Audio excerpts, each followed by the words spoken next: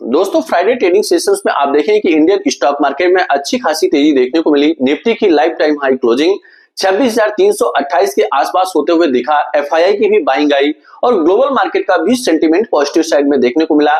लेकिन आप देखें कि हाल ही में एक बड़ी न्यूज सामने निकल के आई कि अमेरिका जो है वो वेनेजुएला पे अटैक किया। अटैक करने के बाद वहां के राष्ट्रपति को उन्होंने अरेस्ट कर लिया।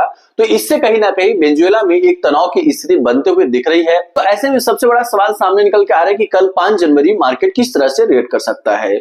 तो दोस्तों अगर आप देखें तो जो वेनेजुएला है प्रेजेंट में 1% क्रूड ऑयल का प्रोडक्शन वेनेजुएला में दुनिया का अगर आप देखें तो 1% का ऑयल का प्रोडक्शन होता है।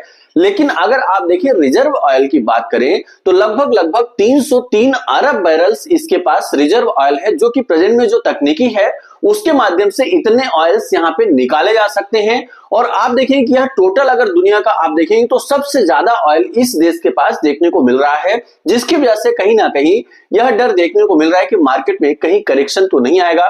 लेकिन दोस्तों अगर आप प्रेजेंट में देखें तो वहां पे 1% का ही ऑयल का प्रोडक्शन होता है और उस पे हमें ऐसा नहीं लगता कि बहुत बड़ा इंपैक्ट पड़ेगा।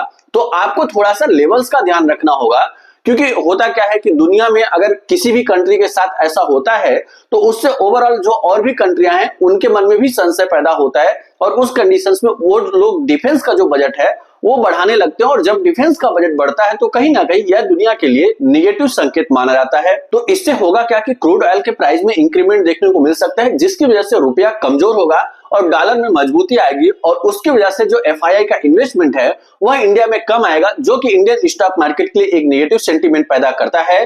तो दोस्तों अब आपको केवल लेवल्स का ध्यान रखना है। अगर मंडे मार्केट ओपन होता है और निफ्टी 26,200 के ऊपर सस्टेन कर लेता है तब वह मार्केट के लिए पॉजिटिव ट्रेंड होगा।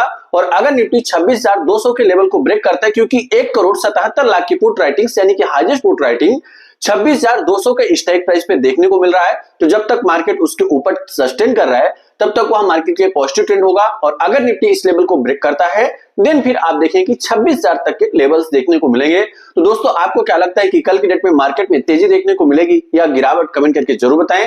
यहाँ पे जो भी चीजें हमने आपको बताया यह केवल एजुकेशनल पर्पस के लिए है, कोई भी बाय सेल या होल्ड की रिकमेंडेशन नहीं है।